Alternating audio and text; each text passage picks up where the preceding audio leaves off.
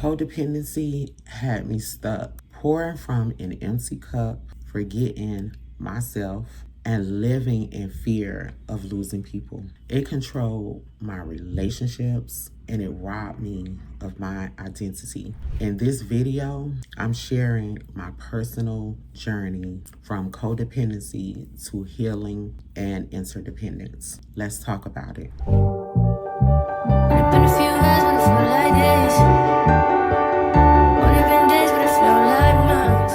Now listen, I was the type of person that would overextend myself in relationships, with family, with friends, you name it. If they were a part of my life, I would go above and beyond a lot of times for people. And going above and beyond is not always money. Sometimes you would rather it be money than some of the stuff I realized I dealt with that drained me and took so much of my energy.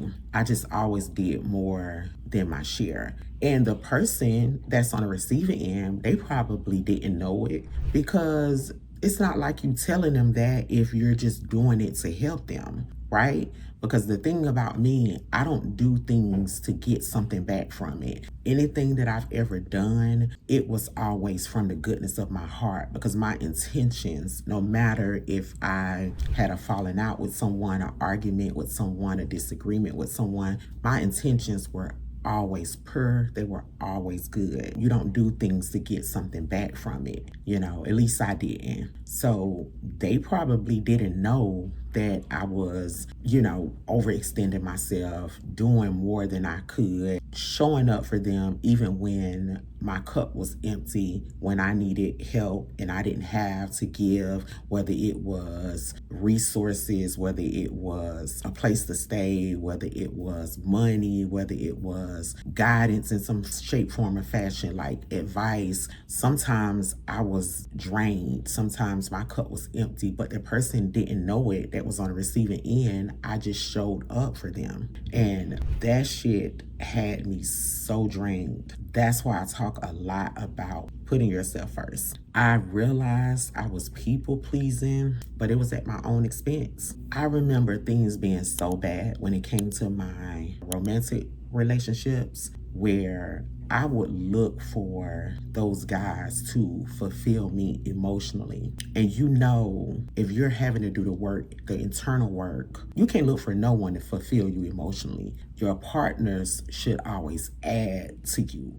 But when it comes to emotional fulfillment, that is something that you have to do. That starts from within. That's internal work. And that was bad. That was definitely like pow, pow to my ego once I was able to really realize that that was something that I was doing, because no one really wants to admit that. But when I started doing the internal work and start working on me, it was something that I learned that I was doing. I was also attracting partners who needed fixing. I don't care what it was. I don't care if they had mommy issues. I had to help some of them get back in good grace with their mom or work their relationships out with their mom. Daddy issues. Some of them had issues with their baby mothers where they weren't seeing their children. Some of them didn't know what they wanted to do in life. So I was there to help them, because that's just who I am. I believe in partnership. I just believe that we all add value to whoever we're with. But in those situations, these were people,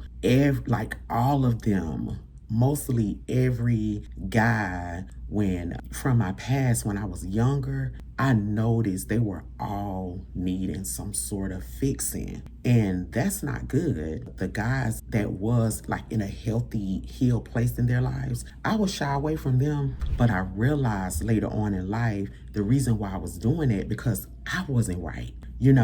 Even though those men, because your soul attract what it needs in order to grow, right? So even though I was meeting the more healed healthier guys, I wasn't allowing them to come into my space. And it was because I knew I wasn't right. I knew that I was broken. I knew that I had insecurities and things that I needed to work on. So what I did, I would always go to the guys that was broken in some way, shape, or form or fashion, just like me. The guys that needed to do work on themselves, just like me. So you do attract what you are, but you also can attract good people too that can come in and help you. You just have to be ready for those people, and I wasn't ready. So I realized my self-worth, it was very low. I couldn't focus on what I wanted because I was always making sure they were good. I started to see those patterns. I was sacrificing a lot, yet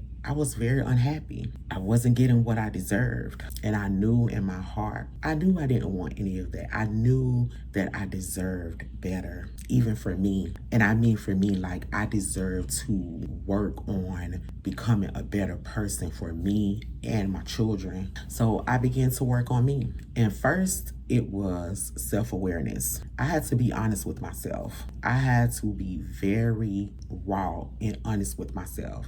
And I remember saying like, damn, my self-worth and my self-esteem is shot because the things that I'm accepting is not what I know I want in my heart. So I was never like a person that was like a pushover, but I just noticed that I was always trying to fix people and change people. But how can you do that for somebody else when you need to do that for yourself? So that self-awareness was real, and I just started to do the work. And it was a lot of things I realized I had to change. And as hard as it was to admit, I had to let the ego stuff die. I did, because that was not going to help me being in my ego. I began to journal about my life. And you know what I did? I wrote down things I loved about myself. I wrote down things that I was great at, and it allowed me to rebuild my self-worth. I was just, when I started writing down so many things that I was great at, things that I loved about myself, that list was so long. I was like, dang girl, like, and this is not even on no, conceited or whatever you want to call it, ego. It was narcissist. It wasn't, or arrogant. It wasn't on any of that. It was just like so many things that I realized I was really good at. So many things I realized I brought into people's lives that I was overlooking. Things that I loved about myself that are great qualities that I didn't take out the time to nurture. I was just doing.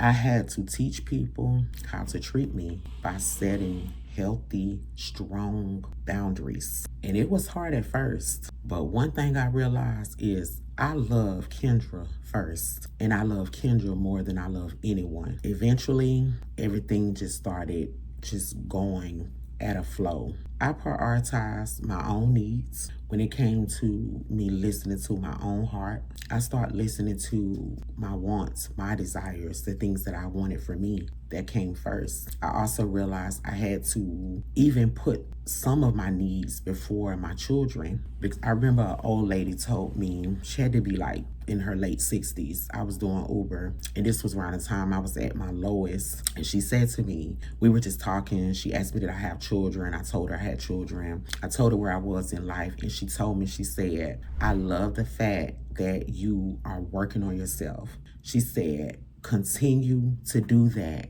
and put your needs over your children right now. She said, if you're not good, your children is not good. And when she said, it just hit different because I was always living for my children and not living for myself. So when she said that, I was like, wow. It was just like, it resonated with me. Once I got stronger, I realized there are certain things that we all have to be mindful of when it comes to ourselves. I want you guys to recognize the signs of codependency, because freedom from codependency looks like healthy relationships based on mutual respect, and support, a strong sense of self-worth and self-love, the ability to communicate and handle conflict without fear, attracting partners, friends, and connections that align with your values and your desires. I am proof that you can break free from codependency.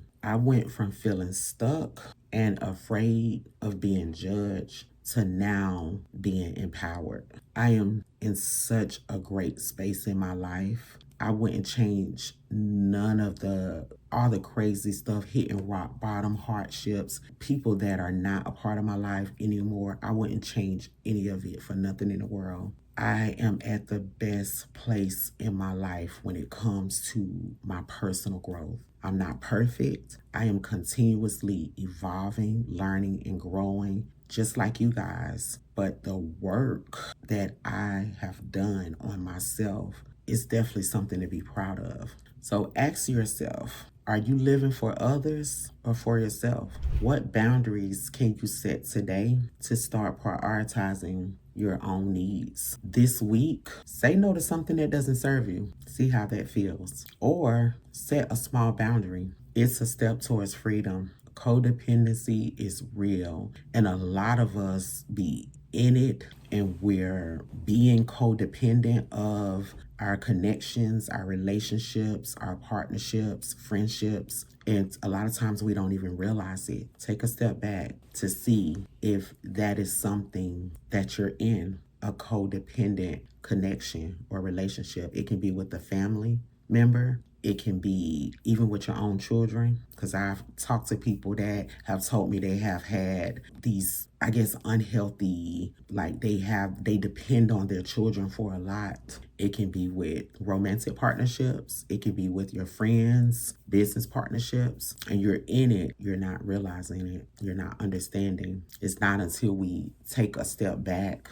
and really realize that it's happening. So take it from your girl. I've been there. I'm not here to judge. I'm here to help, inspire, encourage, and uplift. Don't forget to like, share, and subscribe. I hope you guys enjoyed the video. Until next time.